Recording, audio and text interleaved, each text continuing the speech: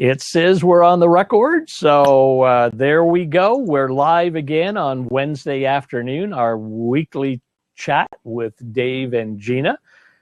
In case you can't tell, I'm the Dave part, and Gina's over on that side or the other side, depending on how it's showing up on your screen.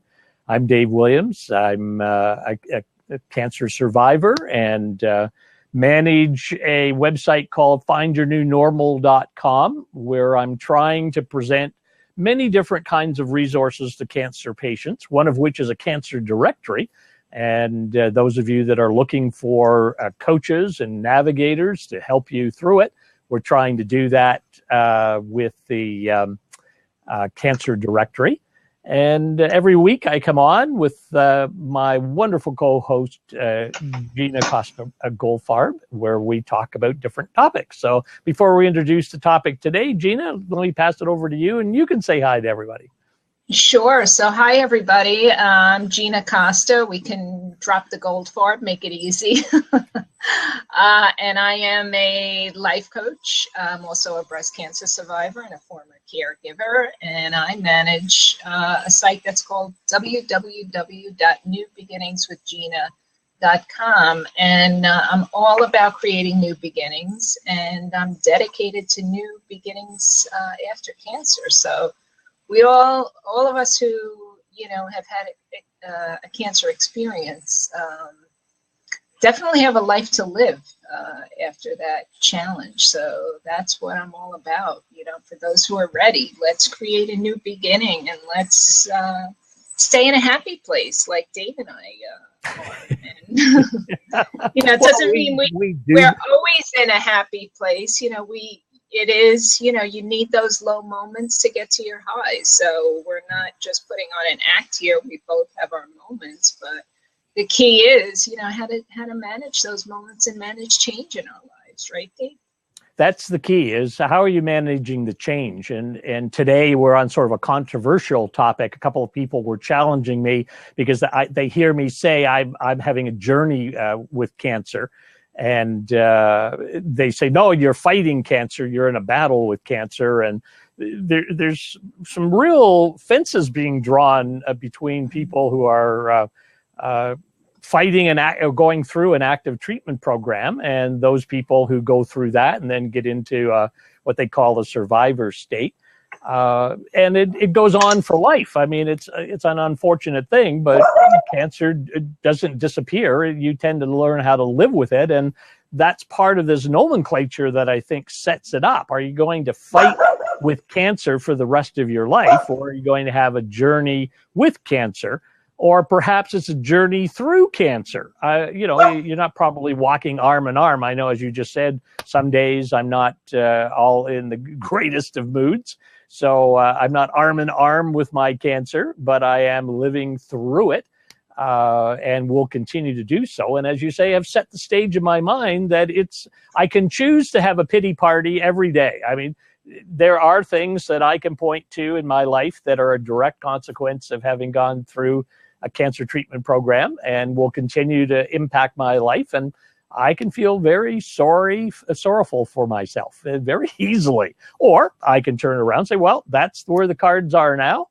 And frankly, I've met lots of other people who are far worse off than I am in their cancer outcomes. And so I tend to decide to put it in perspective and say, well, that's what I'm living with. And let's try to live every moment that I've got with a better point of view. And that, in my case, ends up with a good deal of gratitude and happiness.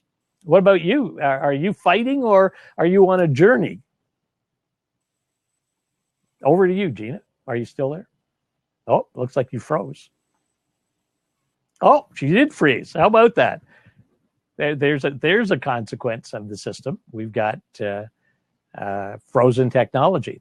But I see while we're waiting for Gina to come back in and reboot her computer, whatever she has to do technologically, we have some guests coming in, and some of you are paying attention and some are not. Oh, there she is. What? No, poor internet signal. She is audio only. Oh, and she's gone. So we'll have to allow her to come back in. The joys of technology. There we go. She's coming back into our session. And while she is, I say welcome to those of you that are watching us and those that are in the text chat. And we will open the seats to have some dialogue, because I would expect that many of us have a point of view on this topic. And it is a question of, are you in sort of a battle metaphor? Some people are saying, I am a soldier and I am fighting this disease.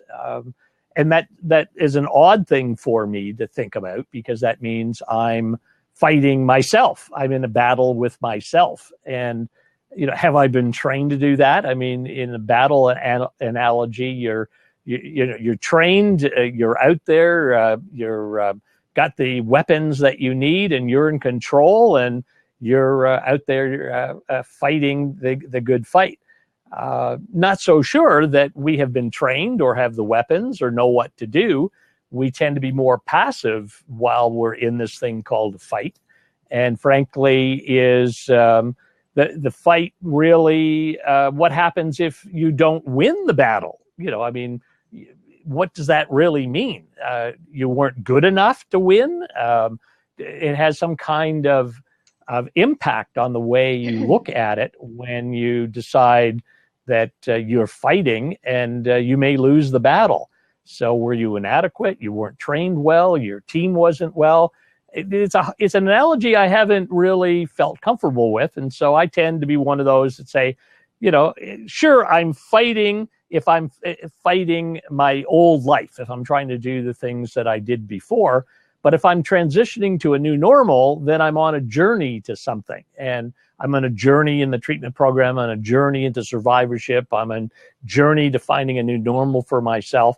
And that brings greater comfort to me than feeling that I'm into a battle metaphor.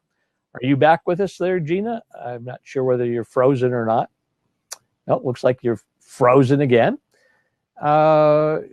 Tracy is in the house, they say, right? Yeah. And before I bring up her question, are you going to come on camera, Tracy? If you are, I'll let you talk to us about your perspective. Just say yes or no that you're going to come on camera, and we'll open the seat and maybe have the dialogue a little earlier than we normally would.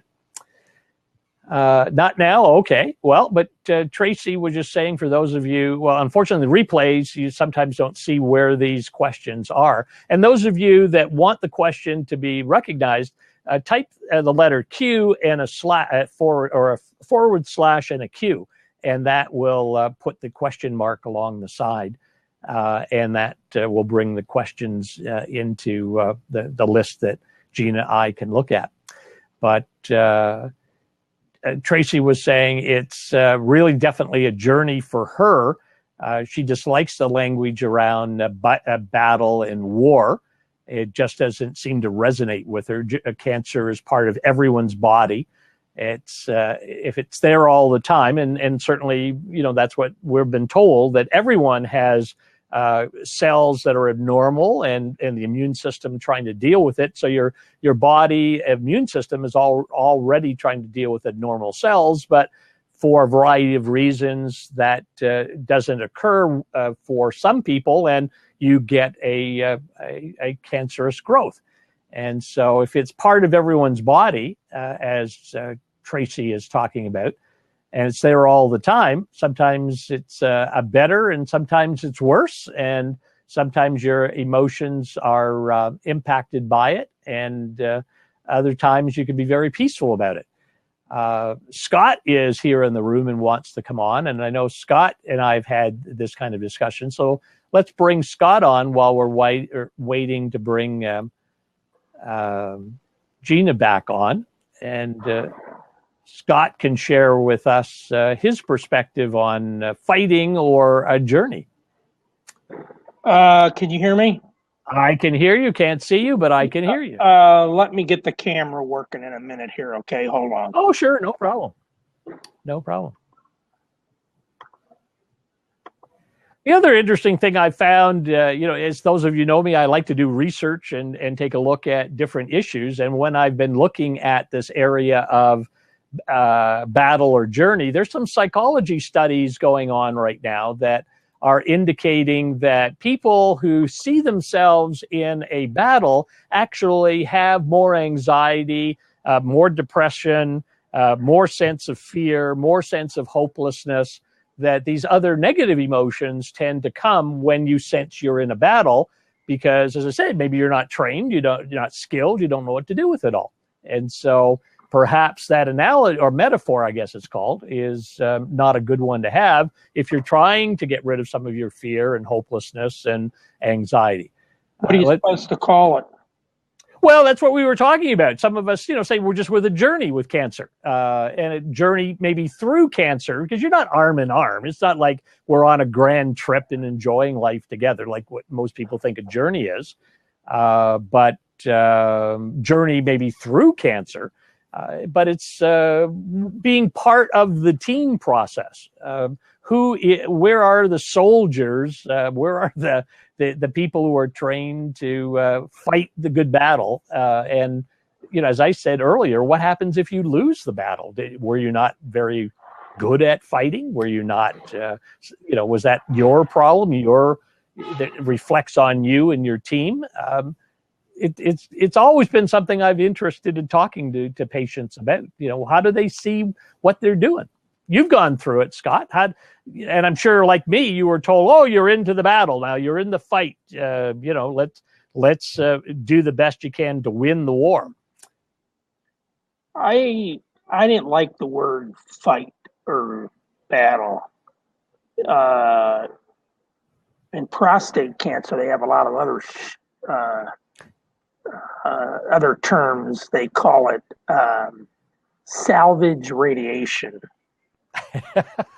Yes. What is it? Junkyard radiation? I didn't get that one. Oh, I like that. Yes. Salvage radiation.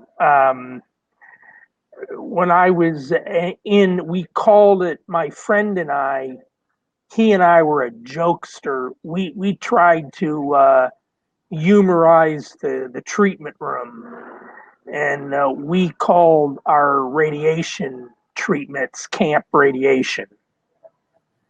We call camp it radiation. Yes, camp radiation. That we were at camp radiation for the summer, and I was going to get out a week before him.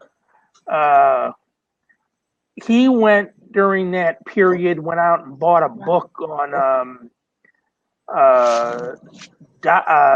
cooking for cancer patients. It was a cookbook. Yeah. And it was a pretty good, it told you, what vegetables that you really need for lung cancer and what you should be eating for liver cancer and whatever. And we concluded that what we needed to do is, after our treatments, we needed to go to a healthy place for lunch.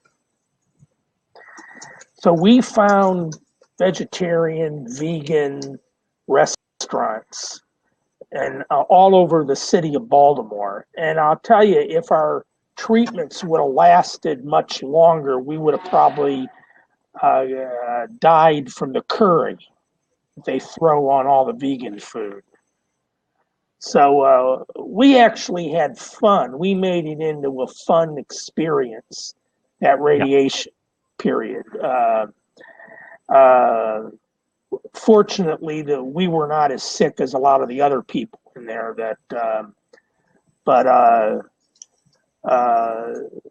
Listen,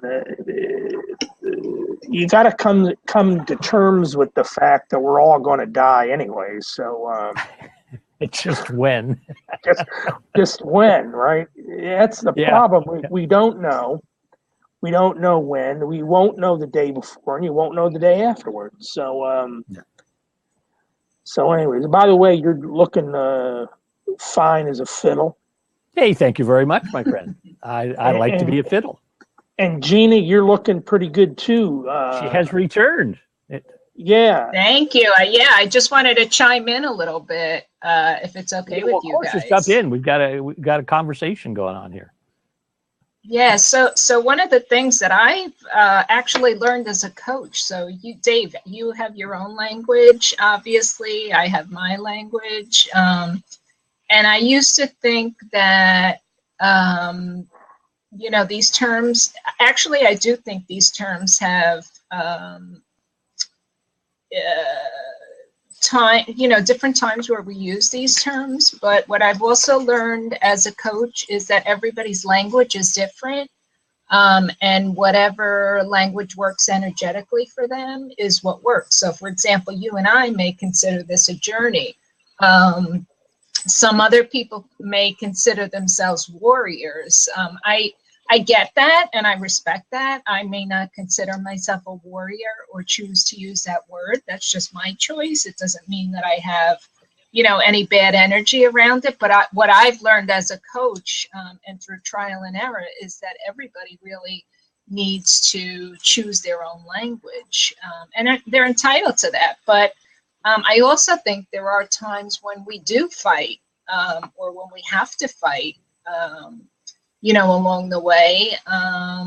But then, you know, other times when we can look at it as a journey. I mean, you know, there's so many emotions and everything that go through, you know, to go through here. So until you get to a place of acceptance, you know, and then I think it's just you know, choosing the language that suits you best. I remember saying, putting a post out to a cancer group, and it actually caused a lot of controversy because I was asking, and all I really was asking a question. So what word would you choose? Would you rather choose? Would you rather choose cure or remission? And I had read an article, which I thought was quite interesting. So cure in my mind means me anabolically thinking I'm cured. So I'm putting myself in a certain positive mindset. When I say personally remission, that allows me to believe the cancer has a chance to come back. So that was just my purview. But then some other people got on and they just got so angry with me, and they, you know, just because that wasn't the way that they interpreted the word. So that's why I'm saying it's really all about choice. Oh, it is. And you're making such a cool point. Is what is the word that you're using? And as long as it's positively moving you forward, then, you know, thumbs up. I mean, that's what we're trying to do. Mm-hmm. And you're right. I mean, the word fight means so many different things. Try to define that. I mean, you know, some days you just fight to wake up. You know, some days you fight to stay mm-hmm. positive. Someday you fight, mm-hmm. you know, with your loved ones. You know, I mean, the word fight has so many different issues. But right, and I think cancer. I mean, as Tracy was saying in the text chat, one of the comments she had from a friend was envisioning the Pac-Man warrior as a warrior gobbling up all the cancer cells. You know, I mean that. And then, you know, go ahead. Right. So fight, like when we fight, right? Aren't we creating like this stress in our lives? Well, that was one of the points that I had earlier. Is that a couple of yes, so you know, increases anxiety. Right. So really not fighting per se, but, you know, allowing the process to unfold and being proactive in it. But again, you know, it's a choice. It's really just a matter of choice, and they're just words. It's what our perspective is and how we choose to interpret them. I got a question for the both of you guys, both of you cancer experts. Oh, we're experts? Hey, you're in there with us, my friend. You've been through it. Nothing we've done you haven't done. Oh, listen, I got 4 guys that went through prostatectomies. They're calling me all the time. Hey, what's this and what's that? Anyway, but I did say something to one guy that his doctor said the same thing. But I wasn't paid for that. How many people get their cancer diagnosis and then they get into treatment and all this, and then they find their job goes to hell, and their whole career is up against the wall, and then they get out of it, and then they're dealing not only with all the stuff that comes with survival of cancer, but living with it, and then they got to deal with the other stuff like the job, the career, the business, whatever. do you find a lot of people that you're encountering and that you're meeting in your labs that have that kind of issue going on, the career, the job? Oh, sure. Oh, So yeah. what happens? Well, some are successful, some are not. I mean, some people lose their jobs because their career paths are now in the minds of management at an end, and they don't see any progression, and they have to look for jobs. Some lose their job because they haven't got the strength to put the hours in during their treatment program, and when they come back after long-term disability, they're not included back into the workplace. Others, lose their job, become financially stressed out, and have other kinds of issues, and end up working in, just survival jobs instead of a career. No question, cancer in the workplace is an amazing issue. Big problems. So in my particular situation, I decided that I was going to retire. I'm 60. Do I look 64? 106. Not a day over 63. That's right. There you go. So I'm 64, and I decided, well, I'm going to take my Social Security check. And the 2 years that I'm taking it early in 2 years, the difference isn't that much. And so I'm getting a nice check every month. And I came to the conclusion it's not enough money. Yep. So, Dave, you know this, that I had going into my treatment, I had built up a network marketing business. You bet. Yeah, very successful one. I was getting a check every month while I was laying on my back with a catheter. Yep. I was getting a check every month. I felt that I was fairly fortunate. So what I want to put out, and I don't know whether this is I don't want to be selling this or anything, but if you have people that are in the situation, holy shit, my job went to hell, my business is off, I need extra money, I need to make money, have them get a hold of me and I'll show them. Oh, sure. I'll show them how you can do that. How you can do it.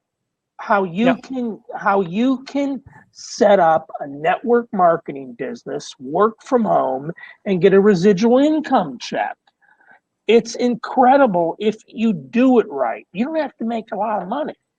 $500 a month for most people is enough money to go to the beach and eat hot dogs, We're not supposed to eat hot dogs. And what's so great about what you just said is that you made a choice, and a good one. And again, you empowered yourself. You didn't say, oh, bleep, I lost my job, or oh, this, or oh, that, I'm going to retire early, or whatever. You said, I'm going to do this, and I'm going to create something new for myself. You didn't throw everything out the window. You created. That's why you're a survivor who's a thriver, is because you're willing to work through those blocks and not be a victim and say, oh, me, oh, the world, everything is happening to me. Well, yeah, life happens to all of us. But again, going back to managing change, you're managing change, and, kudos to you for doing that. So you're not saying, I have no choices, I have no options. You're looking into your resources and exercising all your options. So God bless you. And more power to you and more people like you. And let me say this, okay? I had an opportunity. I'm a salesman. Basically, I'm a salesman. And I'm sitting here in a very large grocery store in the lunch area where people can go and eat lunch. And there's a chiropractor sitting here, and we got to talking, and the subject went on to cancer. And he says, we really know what causes it. We don't do anything about it, but we know what causes it. And we're doing a lot of treatment, but we know what causes cancer. And then I'm thinking, you know, I'm in the perfect situation because I represent a company that is the anti-grocery store products. You go down into your grocery store product section where the cleaning supplies are, and you take a look on the labels on most of those cleaning supplies. You don't want to get that stuff near you. You know, I'm blaming what I got on the Lysol we've been using for years. Yeah. You know, and you know, they got that Glade, you know, the air spray. Sure. Doesn't it seem strange that they don't say if you inhale this to see a doctor or go to an emergency room right away because it has that wouldn't be very good for marketing, Scott. I don't think they'd sell much. But it smells good, you know.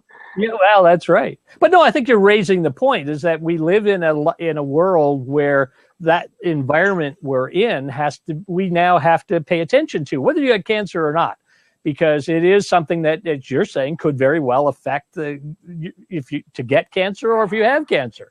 And so, you know, there are things that you have to do to be aware of the journey you're on in life, and now whether you suddenly have to fight the cancer gene, and what are you going to do if you succumb temporarily, as you were just saying, hey, I was in the battle and I lost my job, but I've got a passive revenue coming in, so I can at least not worry about financials. You know, you're trying to balance so many different things. It gets life very, very complicated. And that's why what Gina is saying of let's have the right attitude. Let's choose the right words. You know, what's right for you, as Tracy says, or no, not Tracy. I should say you made a comment, Gina, and thing. It's about what are the words that works for you, may not work for somebody else. And it is about understanding, being aware of what's happening, not just reacting.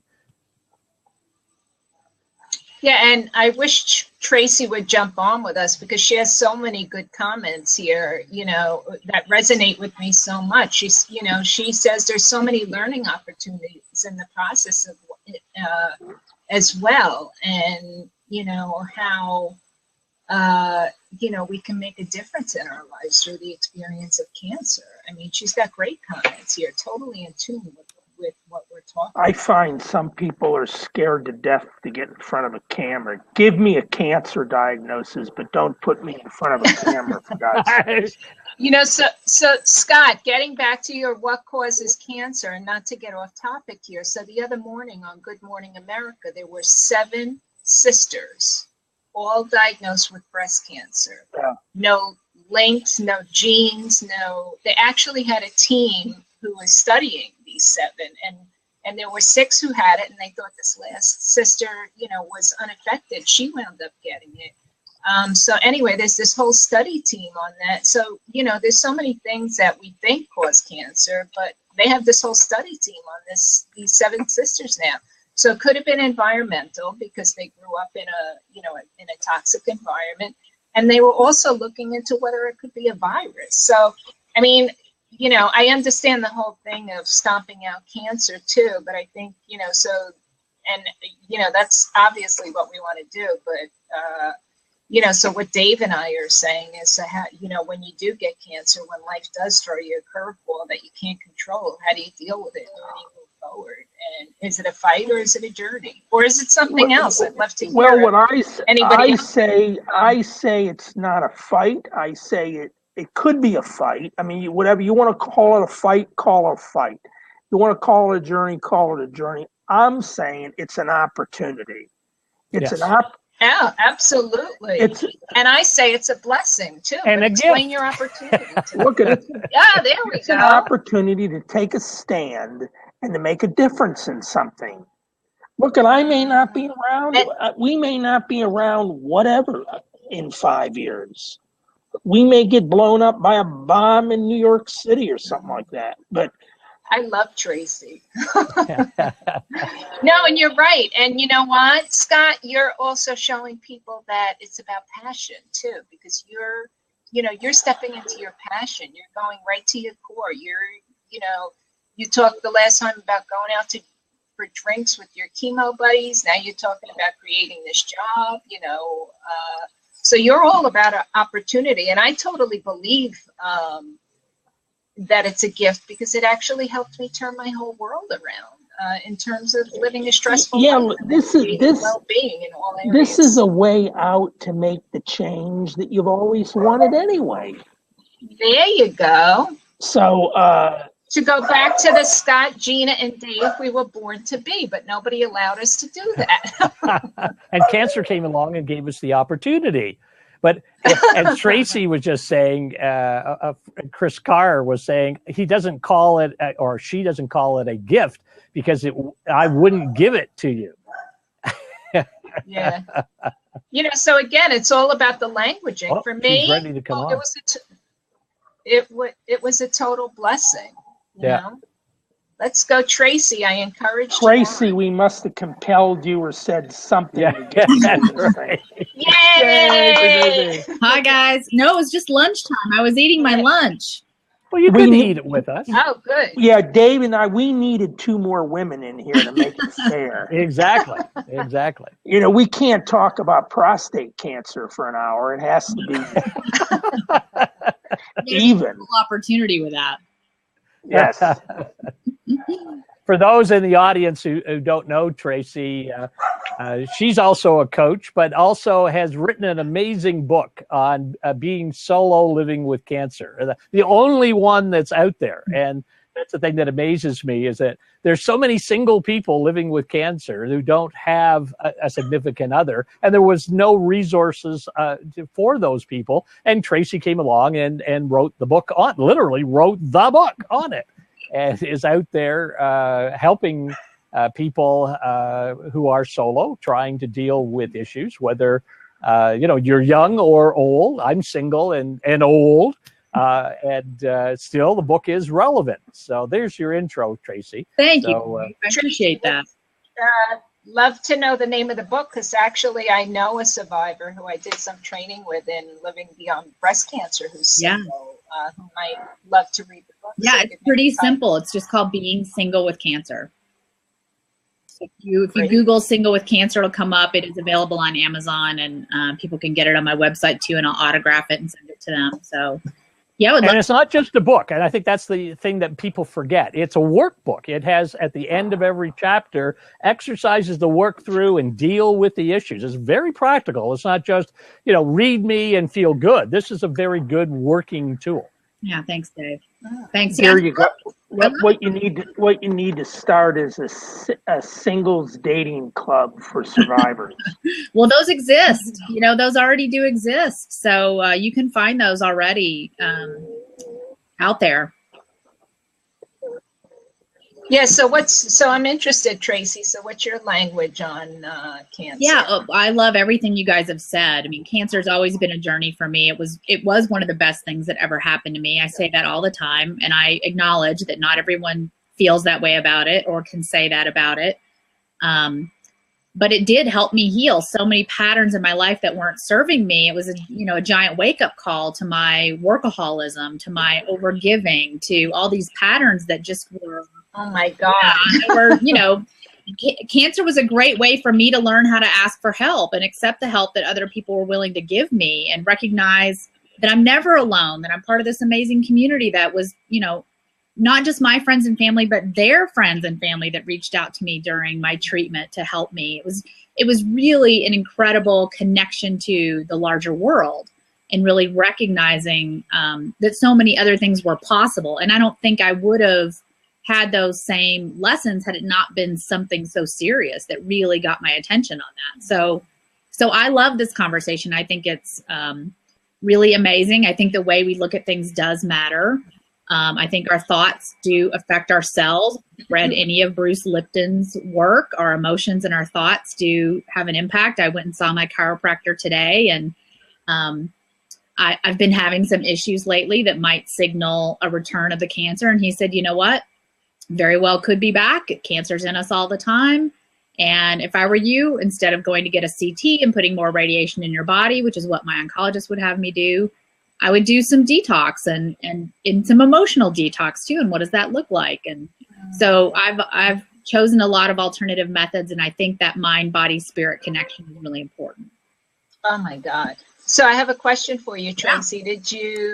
Were you a coach before your diagnosis, or did that lead you to becoming a coach? Yeah, no, I was not a coach before. And really, again, started coaching, wrote the book, started doing what I'm doing because I looked for resources for single people, because I recognized that the challenges for that audience might be a little bit different, and I couldn't find any. So there was stuff for young adults, and there were, various programs available, but there wasn't anything specifically for singles. And so I, recognize that's a growing population right now in general. More than 52% of the U.S. population is single. More and more of us are getting diagnosed with diseases at younger ages, need some help, don't have a partner or necessarily family nearby to help us. So I wanted to help. So, I wrote the book and started reaching out for coaching and other things.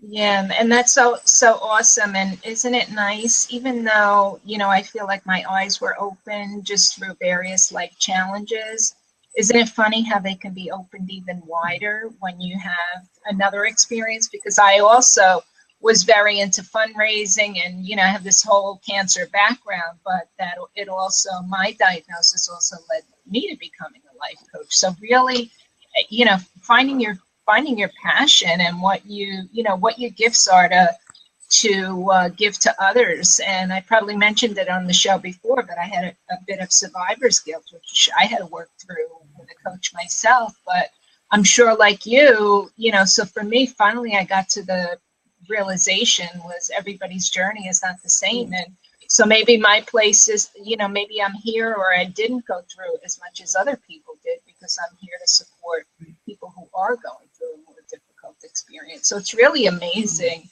how your eyes, and even still, can just be opened up wider and wider every day. And, just thinking back, so what, were they closed before, or just like one was open, they were half open? But it's really a transformational experience if you can, if you choose to look at it that way. That's right. Yeah. Just as a side, I see that we've got someone in from Scotland who we're going to get on air in a moment. Is your book available offshore? Well, I'm sure it is. It's available through Amazon, which is worldwide. So yeah, I'm sure the shipping will probably cost a little bit more to send it to Scotland, but definitely people can find it on Amazon.com from anywhere in the world. And it's available in an electronic book too. So if you don't want to pay for the shipping for the hard copy, I think it's the same price for the ebook, no matter where you are, to download it to your e-reader. The guy from Scotland was in a blab that I was in a few days ago with the topic, "Life is short and we waste most of it." So he usually he'll have something good to say here, and I'd be more than willing to give up my seat for him. Well, just stay with us. Don't leave. We can give him some airtime, and then you come back, Scott. Okay, yeah. Because one of the things I'm surprised with is the fact that we don't have a lot of resources available to deal with the fight or deal with the journey, whatever words you're going to use. There's a lot of medical information. I mean, the oncology teams are wonderful. They've saved our lives. All of us here are survivors, and we know how good that capability is. But where are the resources? That's why I like doing what we do here on Wednesdays, is we get to talk about the issues, start pointing people to cancer coaches, to the directory that I put together, books like Tracy puts together, coaching services that Gina puts together. I mean, we've got to try and help people know that there are resources available, whether you're on the fight or whether you're on the journey. But you're not alone, and you can treat this in a very positive way. Yeah, and Dave, I don't know if you guys have talked about the new survivorship care mandate. That'd be a good topic for another blab, maybe, if you haven't already done that. But I do think that, hopefully that will start pointing to some more resources during survivorship, because I really think, when you're in active treatment, you kind of put your head down and do what the doctors tell you to do. And maybe you're not even I think that'd be a great time to have a coach, but I tend to find more people look for that after they've finished treatment and they're kind of in that survivorship phase, and they get a high five and everybody congratulates them and sends them on their merry way. And they realize, oh, wait, my life doesn't look anything like it did before. Again, talk about the journey. And maybe at that point, if you feel like, okay, well, the fight is over, I'm not actively fighting, you're unprepared for kind of the emotions that come along with that. Okay, I'm not actively doing anything anymore. And now what? Now maybe just the fear sets in that this is going to come back, or what does this mean for my life? Or, everyone in your life expects you're just going to get back to normal. And Dave, obviously the name of your organization, finding your new normal, is there's no such thing. We have to really figure out what our life is moving forward. So I'm glad to see that survivorship care is becoming more of a focus, because I think it's really important. And I hope that mandate becomes more than just technical information. I mean, the way the survivorship care program right now is just a nice formalized record of your treatment program, so that your primary care provider knows exactly what the baton is being passed, and they now can pick up what was happening. But you don't, the ones that I've seen so far from other survivor care clinics, they're not getting into the resource side of, so what do you do with your life? How do you cope with all the things that are happening? As you said, you've been discharged, good luck. As they told me, get on with your life, and one said, get back to your life. As I can't go back to my life. It's a new life. So how am I going to do that? And survivorship care mandate is great. It starts to put the focus in on at least a database of treatment information that can in fact be used by the new provider. But I think this is the opportunity to wrap so much more around it. Yeah, you guys, I have to, and Tracy, I don't know if you see this as well. Obviously, this is the first time I'm meeting you, but definitely what Dave and I are trying to do, knock doors down. Over the weekend, I was chosen to be part of a panel at Columbia University talking to medical students who belong to this elite group of really getting into the whole area of well-being. And these students were there to hear, the name of the talk was called Dear Doctor, Our Words Are Powerful. Your words are powerful. And it was about kind of retraining them on how, or, kind of teaching them as they're in medical school, how to deliver news of cancer to their patients, and having more of a connection. And really, these kids were pretty amazing, because they were so into the medical, but yet they were so into the psychosocial. And so what can I do, as a survivor, asking the four of us on the panel, so what can I do? How can I help my patient? How can I talk to them a little bit better, when I'm delivering the news of cancer? So I just pray, that it is upcoming in this new breed of doctors, who really want to practice medicine and, the psychological piece. And if they can't, but also to bring staff on that can, like, physician's assistants and social workers and coaches, and, just to know that there's a whole team there to provide, the whole picture of well-being for the patient. Don't lose that thought. Let's see if our friends from Scotland can carry on that conversation, if they're still there.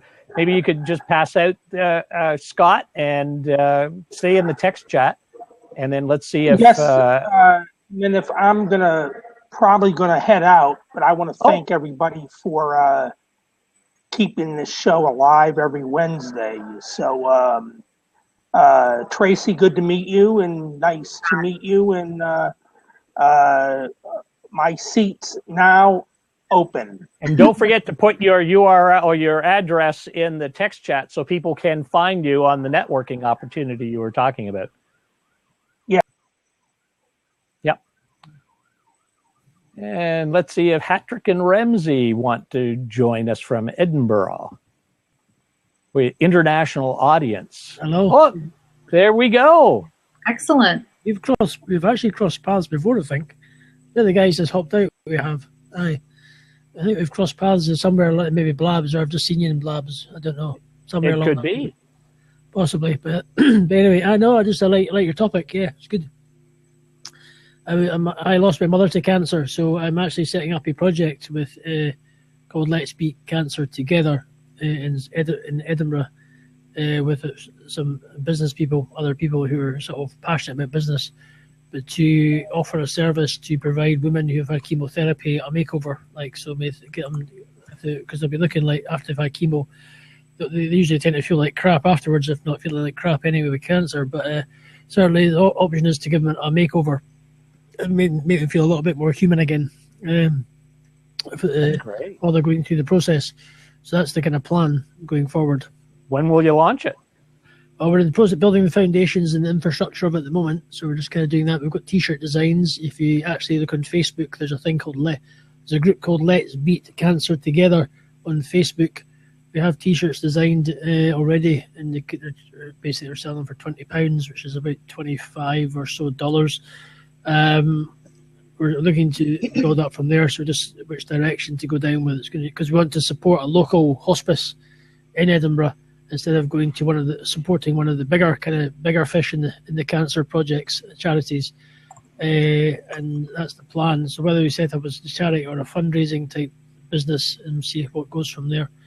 So that's the plan, but also it's linked to other things as well. So, do you think it'll expand beyond Edinburgh? Hopefully, hey, never say never. Hopefully, I think hopefully across Scotland. I think it'll be just a matter of slowly building it up and taking it from there. And you never know. That's the main thing. But it's plus if people around the world that like what we do, like it, they might buy a T-shirt online or something and support it. You never know, and it's all good. But is there much of a cancer support community in your area? Is this a brand new thing, or breaking new ground?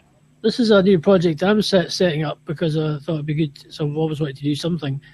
There's lots there. They have lots of like Race for Lives and all that. They have the kind of the moonwalk in Edinburgh, which is in about June time, which is from midnight onward. On midnight, they have the walk around Edinburgh when the women with their go around in their bras. It's called the moonwalk for a reason. So that's the kind of reason. That's why it's what happens, and that's very popular, very busy, very popular. So a lot of people do it, and yeah, there's very a lot of like marathons and stuff, and people do to support cancer and other charities as well. So it is it's a big thing over here. Yeah, so that kind of but that's what I'm kind of passionate about, to try and raise money for cancer. And it's something I think setting up a new project, new campaign, and take it from there and going forward. And if it expands, great. That's the whole point. I think it's to support local rather than national. Congratulations, you're doing an amazing thing. You've got to start something. You've got to do something. I want to do it, and I think it'd be great. Main thing is it can only get bigger because the team at the had a business meeting on Monday, and it was people who I brought together who I knew, but they didn't know each other I was the connection. And they've got other project. That's one of the projects, the cancer project, but we all do other things. There's a guy who started, but we're kind of like we all sort of started projects, our own projects individually. But sometimes when you do things, you get too busy, or you need an extra. You can't quite do it yourself. But if you get a team of people around you, you can do it, and it makes it easier. And by bringing these people together, we've all got individual projects going on in our lives. But I said, well, let's build an umbrella brand and work together as a team and get to know each other's projects and help each other to develop them. So that's what we're doing. So it's not just the Let's Beat Cancer Together project, which I'm doing. I've got one which I'm doing called Awake Africa Scotland a Musical, which is to audition Africans for already in Scotland for a Edinburgh Festival event next year. I'm setting up Edinburgh Promotions. There's also a woman who is part of the business meeting who supports an animal charity in Tanzania. It's to help eradicate rabies. So it's to educate them over there and try and aim to build a hospital so kids don't get bitten or they don't get that kind of thing. So it's to kind of prevent that cause. It's a bigger picture. One of the guys it's called a charity you're setting up called Reach Out Fathers, so for fathers who don't get to see their kids, that kind of thing. So there's all a number of things going on there, and they all kind of complement each other. So that's the kind of plan to go forward to create something. And the first meeting went brilliantly, and we're all in a set agreement to go forward and how we're going to do it. So, and as I say, fingers crossed, you know. Sure. Exciting times for you right now. I'm glad you were able to find us. We do this every Wednesday at 3 p.m. Eastern time, and different topics every week, depending on what people are asking us to talk about. And we've got all the past broadcasts. In fact, Tracy was one of our honored guests earlier this year and had a whole show just around being single with cancer. So if you go to the past broadcast area on findyournewnormal.com, you'll see a history of all the different video broadcasts we've been doing. So we want to create resources that people can have. And, I don't know, when I was in chemo, it was the most terrible thing to be alone, slowly being poisoned. And it would have been great to have a smartphone or a laptop to get information, and not medical information. It's about the coping side of information that seems to be missing out there. I didn't want to listen anymore about the medical issues that I had to face. So I had sort of this idea of let's all get together. And that's why I like Blab, is you can bring people in from around the world and talk about what's everyone doing that gets you focused in on the interaction, the journey, the fight, the battle, whatever you're going to do it, you can have other people around you. Well, as I say, if any of you guys are, especially Tracy, because she's kind of going through a lot, she's got start going through bits and bobs at the moment. If obviously I do a podcast show, and if we want to sit on Blab, I can happily interview either of you or anybody about your experience and your story, and it's on our podcast, and it goes across. We've actually just been getting about over 8,000 plays of our podcast all over the world, and that's just over a year, and it's from starting from nothing. Terrific. And considering, so if we talk about all sorts, do interviews with people, do news, just stuff that's going on really. So it's general bits and bobs. So I always keen to interview people and sit and talk about their story, and it gets broadcasted across the world, because you never know, people might be listening, they might relate to it, and especially with Tracy's book, they might think, oh, I fancy, where's that book? Let's go to Amazon. You never know, you may get a purchase from somewhere random place across the world. You never know. For sure. Sure. Yeah, I'd love to be interviewed for sure. So I know it's 9 o'clock here, so depending what your time difference is. About 5 hours. Well, no, you're way over in Colorado, so you're further away. Yeah, it's 7. I have a good friend in Aberdeen, Scotland, and we Skype quite often, so I think it's a 7-hour time difference. What time are you at the moment? It's almost 2 o'clock here. 7 hours. Okay. So I'd have to do it about this time, roughly. Or if not, about 1 o'clock, roughly. Okay. About this time to do an interview with you to talk about your books and your life and your obviously your fight with your battle journey, whatever you want to call it, with cancer. Take your pick. Well, I think your topic, saying it is probably. I suppose it depends on how old you are, in a sense, and I say this in a sense, depending how young you are. Because I think if you're younger, you're more likely to fight it because you've got the more. But if you're maybe, I don't know, 60s, you're going on, maybe your fight is maybe lesser because you realise. No, I could be wrong. I'm just saying. Could be lesser because you're at the think, well. I mean, it's maybe because you think it's just part of your life. It's part of because you're at that latter stage of your life anyway. So you know what I mean. So, but obviously, if you're younger, you're more likely to fight harder because of you don't want to be you're too young to die. Basically, you want to keep fighting, and you've got more incentive to keep going. I love that topic. We could have a good show on age of appreciation. Oh my God! Stop me if I'm saying anything out of context. I'm just trying to speak. Hey. Yeah. That's great. You see what I mean? Hi, sorry. Go ahead. So important, and just something that recently hit me. So I lost a friend who was a coach who was 34 years old of cancer.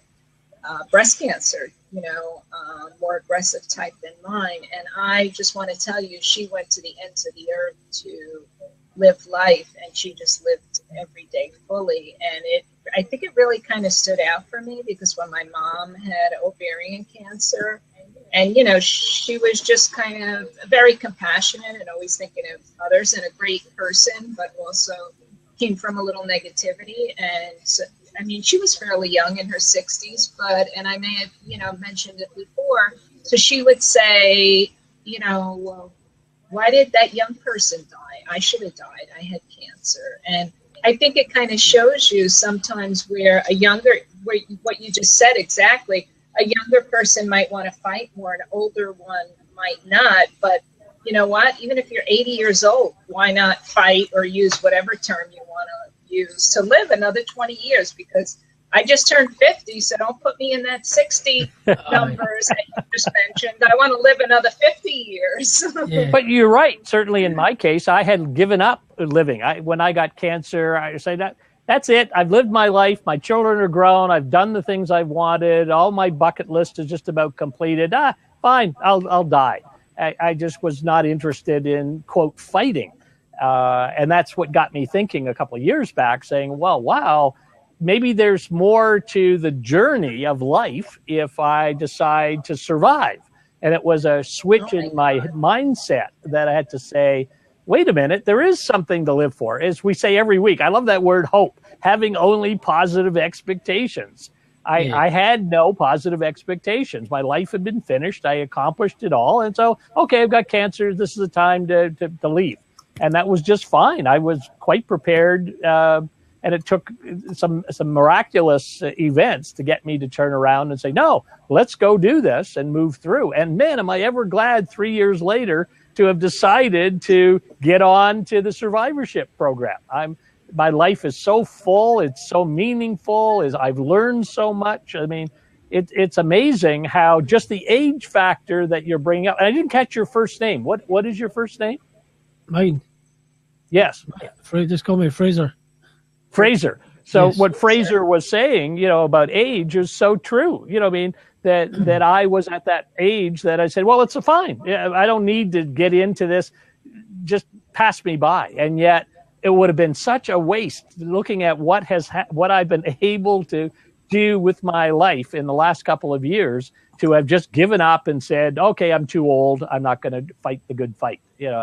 It's amazing. We got to do a show on this, Gina. This is great. We'll get Fraser in. Oh my God. And Tracy, I was just thinking of you too. So since you stepped into the world of coaching, I'm just thinking about myself.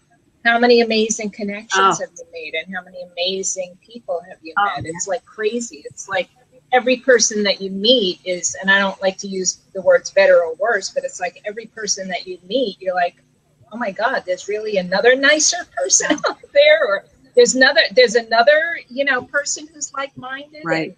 It just opens up a whole other window of living. And I think these people, for all four of us, we just get attracted to one another. Yeah. See, The universe brings us together. Right. My mum passed away at 67, but it was very quick with her because she kind of got it in her windpipe. It was the chronic pulmonary disease.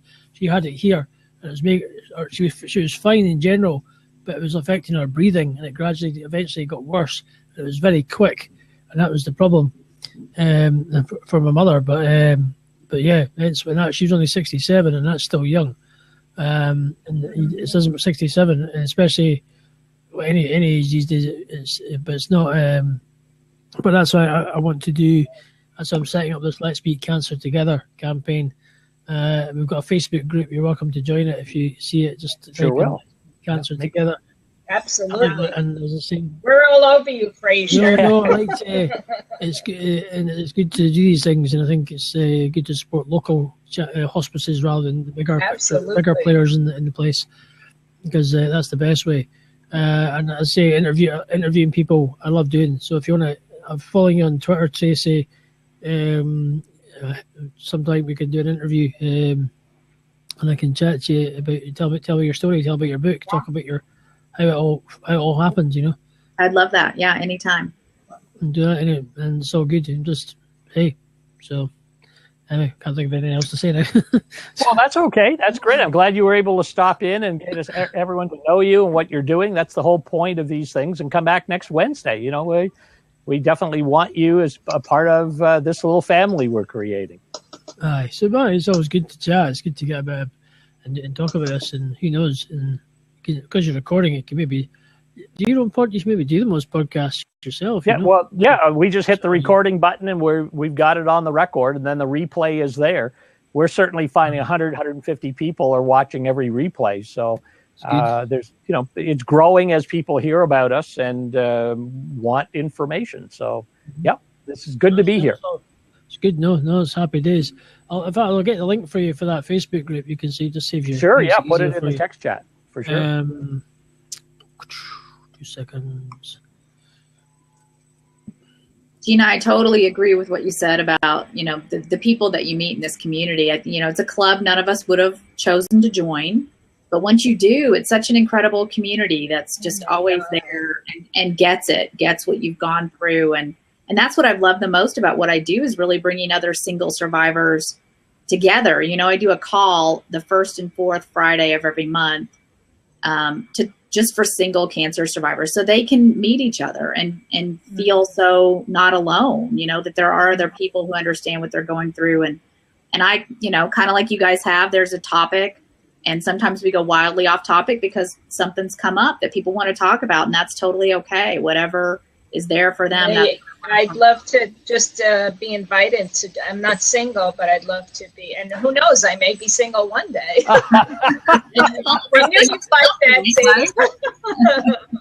Right. I'd love to listen in. Sure. Yeah. And Tracy, you know, you said so many people. You know, so I've been immersed in cancer for many reasons, but so people who haven't been down that road and get the diagnosis, they just really want to be with somebody who's been down a path, even if it's not their path, you know. They want to just put their head or their shoulder on somebody. And, just kind of know it's going to be okay. Yeah. What's your name? Gina. Not yours. Dave. I'm Dave, Gina, and Tracy. Aye, that's what I just said. I didn't know your name. That's all. Yeah. But okay. Here's a question, Tracy. She's a beautiful woman. How's she single? Answer that question. Come on. Yeah. 20. Probably because I've chosen to be single, Fraser. That's probably that's that question. Then there you go. Good girl. I'm not sure if it was always conscious, but I'm becoming very aware that this was a choice for sure. Okay. Want to trade, Tracy? Okay, cool. I'm pretty happy with my single status, I gotta say. Oh man. That answers that question then. Excuse me, I go dig myself a hole. No, that's cool. For the kind comment, though, I appreciate it. Cool. Happy days. No, it's all good. Well, I'm following you on Twitter, so feel free. Well, what I'll do is I'll let somebody else in the peanut gallery. We'll see if someone else wants to join. If you want to hop in, I can do that too. If other people want to jump in, I can log off as well. Okay, to everyone into the text chat, and we'll see if any of the other guests we've got out there want to come on camera. Yeah, great topic, guys. Thanks again for Tracy, I'm going to be in touch for a chat too. Yeah, I would love that. Tracy, come back next week. And tell Gavin about what we're doing. You know, we want the Coach Cooperative. Gavin's got this group called Coach Cooperative, and I invited him to come into the show. So he'll, find out. We want to help everybody find coaches and navigators to deal with this issue that we've got to deal with. So totally, I'll keep reminding him. He'll show up at some point. Sounds terrific. Thanks, guys. We'll start an interview, Tracy. Time consumes. Okay. Right, I'll get a crack on, and I'll nice chatting, and I'll maybe see you. If I don't see you before, I'll see you next Wednesday. Maybe see what terrific. With you. Okay. Sounds good. Thanks very much, Fraser. Okay, take it easy. Have a good week. I'll catch up with you soon. Okay. Bye for now. See you later. See, there you go, Gina. We've got an international audience today. I mean, just like a couple of weeks ago, we had people from Milan and people from where else? There were a couple of other European countries that people were here. We had quite a group, and we, for some reason, at the top of the hour, I guess maybe it's a time zone issue, we suddenly had like 20 new people all join in. Yeah, I saw that. There's like group. 42 people on. That's great. Yeah, so good chat today. Tracy's great too. Oh, Tracy's amazing, and her book, Being Single with Cancer, is just a great book. And that's why I got her onto the show a couple of months back. And again, for those just coming in to the show now, go to findyournewnormal.com, past broadcast. Take a look at our archive of all the different videos we've done. Tracy was on there talking about what singles need to understand. It's an interesting area where there's a lot of survivors who are single, and some by choice, some not. But we're all, as you were saying earlier, everyone in the survivor area are wonderful people. I mean, who have you met that you don't want to go to dinner with? They're just awesome. Crazy. Just awesome. Yeah. So I wonder if anyone else wants to join in before we close out. We've gone over the hour again. The topics just seem to expand based on the different people that take an open seat. Anyone want to be on camera? We've got a few more minutes that Gina and I can chat. Otherwise, we'll come back again next week. Charlene, okay, wants to join us. Let's see. Hello, how are you? Charlene, I'm Dave, and on the screen is Gina. Thanks for dropping Hey, in. Charlene. Hi, how are you? Nice to see you. Do you guys know if there's like programs for teens that are going through it that might, or have gone through it and might just be able to kind of reach out to other teens that are going through or whatever? Like when we looked, when my daughter was diagnosed, they didn't have, there was nothing here. There's a group called, I can't think of it off the top of my head, but I know there is a very Stupid Cancer? Stupid Cancer, yeah. And there's another one that I think has young in the title. Well, there's young adults, but that's in Canada. But in the U.S., I think the big one focusing in on the youth group is Stupid Cancer. They have a conference, retreats, specialized training. Tracy just was a main speaker at their conference a few months ago. So she was definitely spend time. She was 15 when she was diagnosed, and then now she's 17, but she lost her lung. They took her left lung, but now she's cancer-free, so that's a good thing. Oh, excellent. Yeah. Okay. Yeah, if you had trouble, to... look up Tracy. Follow her and her tweets there. Just direct message her. Tracy Maxwell, you'll see her name in the text chat, and she'll connect you in with a number of groups that could help you for sure. Okay, thank you so much. Oh, thanks for popping in. I'll definitely follow her. Okay. You bet. Thank you. You guys have a great day. You too. And Michael wanted to join us. How you doing? Hey, Michael. How are you? Hey, Michael. We're all doing great here. Good to see you pop in. I was just listening to the chat. It's interesting. I'm glad to see this was on Blab finally, somebody talking about cancer. I've been seeing so many other topics that didn't seem like anybody was covering cancer at all. Yeah, well, it's a big topic, and Gina and I thought a few weeks ago we'd start a weekly show. I don't know what is this, our 8th show, 9th show? I don't know how many shows, but but maybe 4 or 5 weeks now. Yeah, quite a few. So and then we have an are you archive a of survivor, Michael? Yeah, I had cancer 3 times. I had neuroblastoma at birth, and then I developed, they called it nodule cancer back then. It was 6 months after I was born, or after I got rid of the first cancer. I developed another one 6 months later. And then in 2011, I had renal cancer and had to have my kidney removed. So I've survived 3 times so far. Yeah. This is good. So what do you consider yourself, a survivor, a thriver? What's your language around cancer? I consider myself a survivor.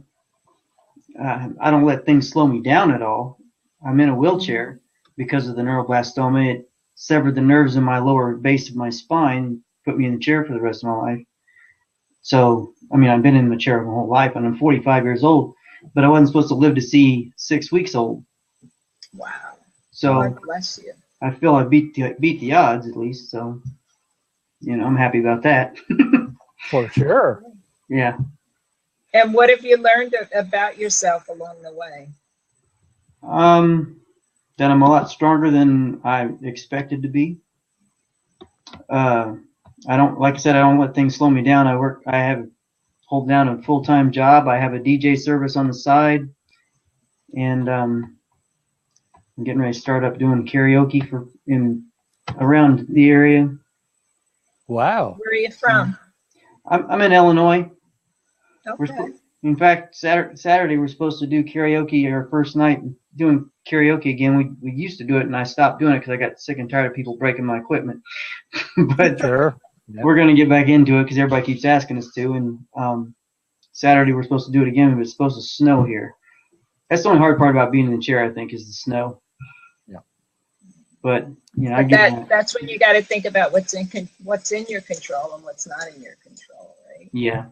Well, I'll get out there and start shoveling the driveway sometimes, and people stop like, "You need help shoveling that?" Or like, "No, I got it." And Michael, you're a thriver. You're more than a survivor. I'll tell you that. And that's my language. You can use whatever language you choose, but I think you're a rock star. Well, my dad always told me, he said, "You better learn how to do it yourself because I'm not going to be your whole life to help you. So you're going to need to figure it out." So that's what I did. God bless you. You ever thought of doing karaoke at the cancer centers? Well, I don't know if there's any around my area. I'm in central Illinois. Okay. Near Champaign. There might be one over in Champaign, probably, I guess. That's where... Well, even at the local hospital, I mean, that's one thing that I found.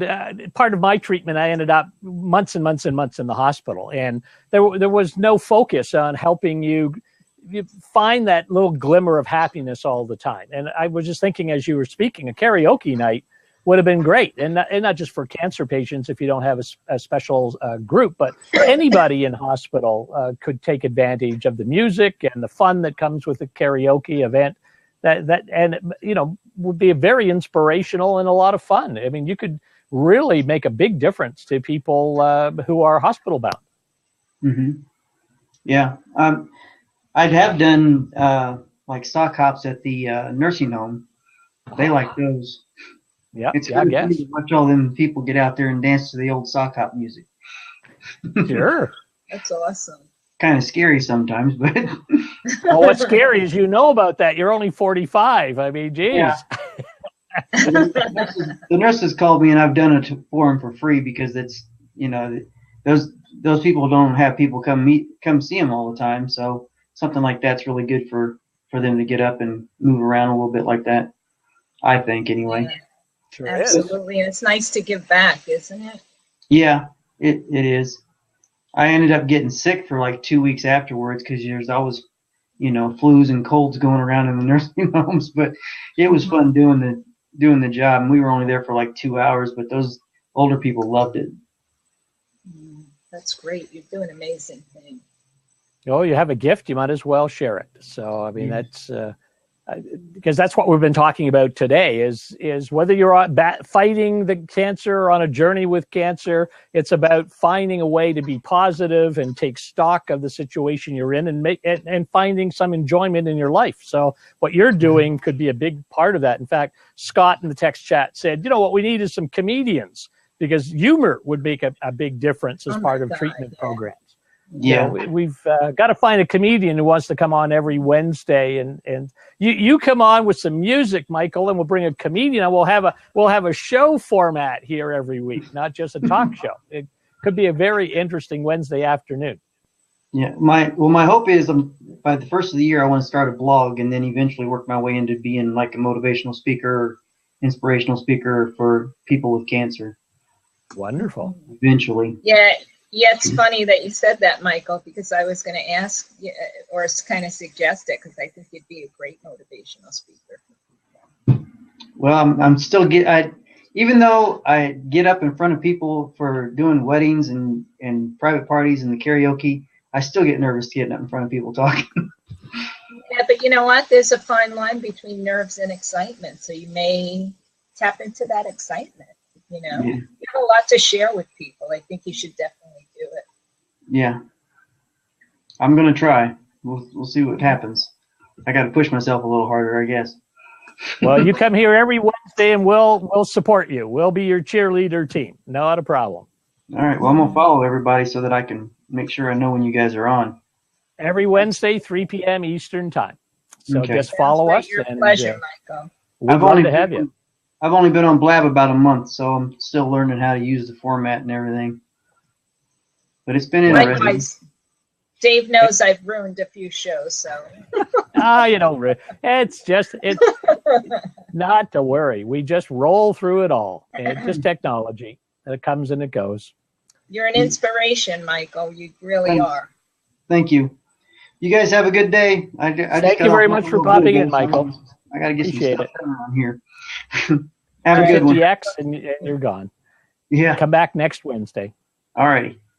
Bye now. And if there's anyone else in the audience who wants to take the open seat, we'll take one more question or comment or guests or whatever, because we've gone well over the hour. But it's been a good show, getting lots of people who have come in, lots of good information on the replay for those that joined in at the end. As we were saying to Michael, we're on at 3 p.m. every Wednesday, Eastern time, and different kinds of topics. And if you follow us or DM us on Twitter, we will respond to your questions and take your ideas into the show. And now that I'm thinking about it, I like the idea of having a musical guest and a comedic guest, and it could really be a good hour. It could be something that's more than Dave. just. I think you and I kind of got the market on Comedy Corner.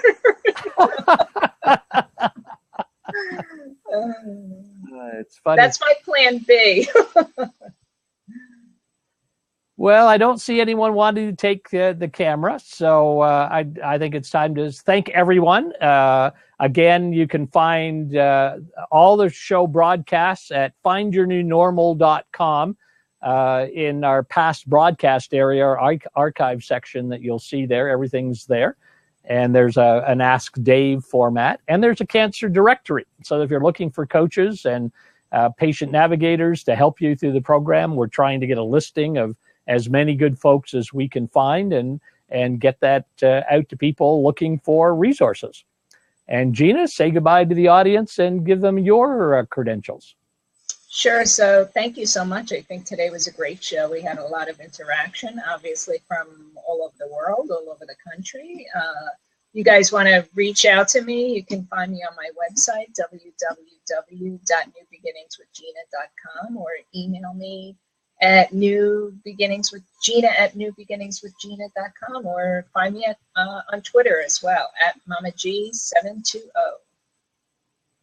So there you go. Another successful Wednesday weekly chat, and hope everyone comes back next week and spread the word and follow us. And let's make this a really good place to talk about, as we called it, conversations about conquering cancer. And every week, Gina and I will be here to try to point out resources and bring in interesting people in that helps you with either active treatment or survivorship. So let me find the pause button, get off the record,